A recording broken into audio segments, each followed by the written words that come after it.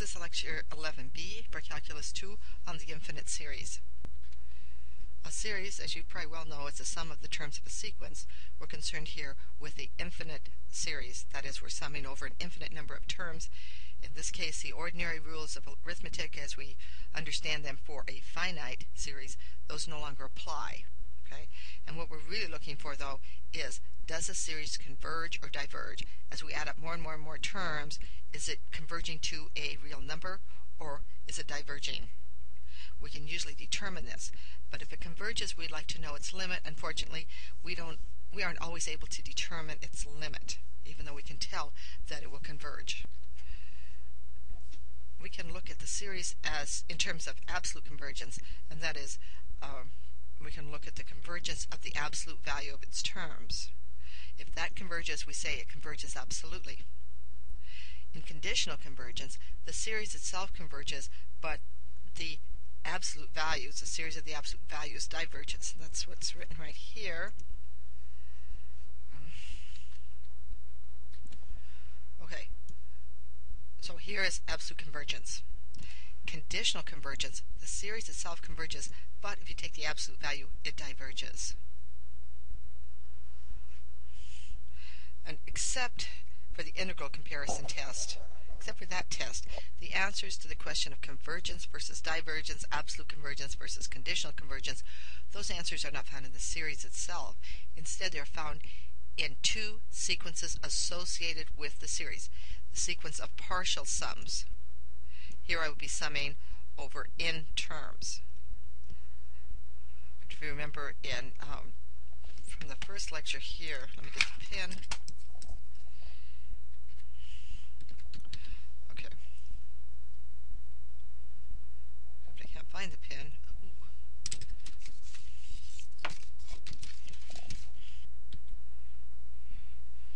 Right, I have the pen now.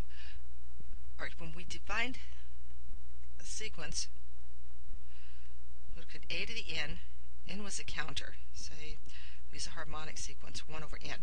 So here, little n is the counter. Alright, if we're going to sum, if we had a finite sequence, let's say, then we would sum from, start the counter off, for example, at 1, and go to some maximum number n. Say 1 over n. We're just going to sum up n of those terms. That would be a typical use of these subscripts, of these counters. Little n as the counter, going from 1 to big N is its maximum value. When it comes to these partial sums, we let little n, it denotes a counter for the partial sums, but when it's turned into the summation sign, it is the maximum number of terms that we're going to add up. But now we need another counter, because we used up n, where previously we'd used capital N.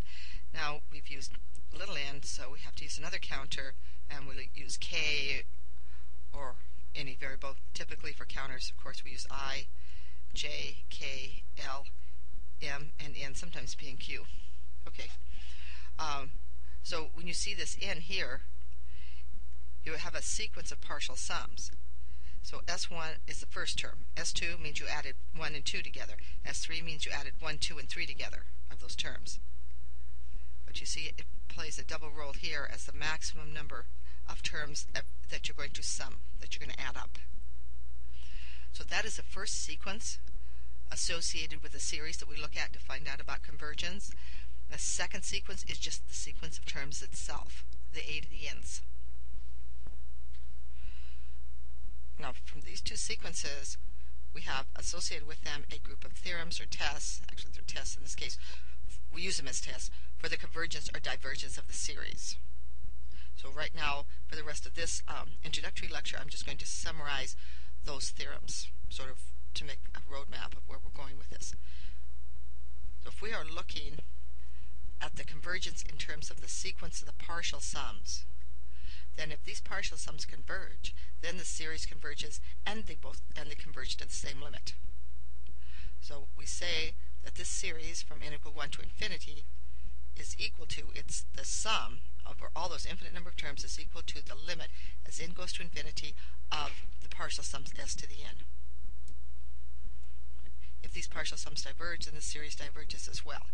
And to determine whether those partial sums converge, you can use any method that was used previously for the convergence of a sequence. They just make up a sequence. Those partial sums are just a sequence. There's also another test called the integral test for series convergence. But let's look right now at these partial sums. The other way to determine the convergence of the series is to look at the sequence of the terms themselves. So we're looking at the individual terms of the sequence that are made up, that are added into the series.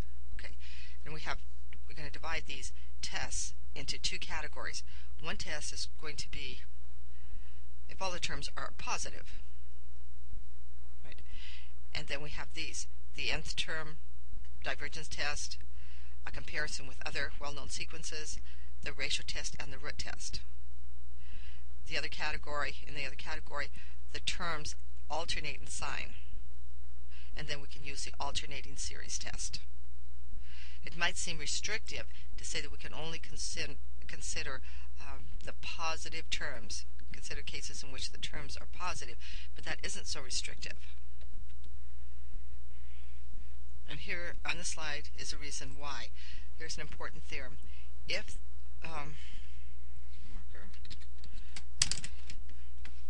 the series converges absolutely, that means if the absolute value of the terms converges, then the series itself converges.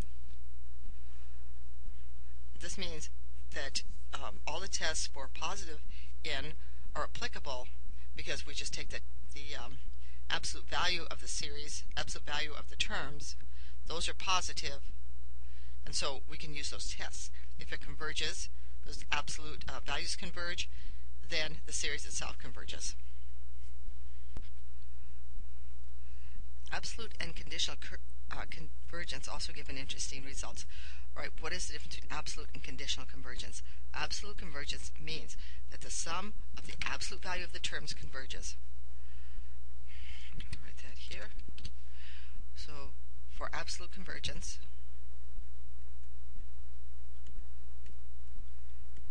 it's the sum of the absolute values of a to the n converges. Okay, and if this converges, then the series itself converges. That's absolute. In conditional convergence, the series converges. Okay, this converges, but the absolute value of the terms, this series, does not converge. Oops, out of room here, but this does not converge. Okay, that's conditional convergence. All right. If the series converges absolutely, then you can take these terms, these a to the n's, and you can rearrange them in any way you want, and they will always converge to the same limit. If the series converges conditionally, then you can rearrange the terms so that the series will sum to any single real number you choose, any number at all. Say the series as it's written converges to 10, you can rearrange those terms so they converge to 11, right? Or converge to 0. You can rearrange those terms so they will sum to any real number. That's an interesting result. And this is just a demonstration that for an infinite series, the ordinary rules of arithmetic do not hold.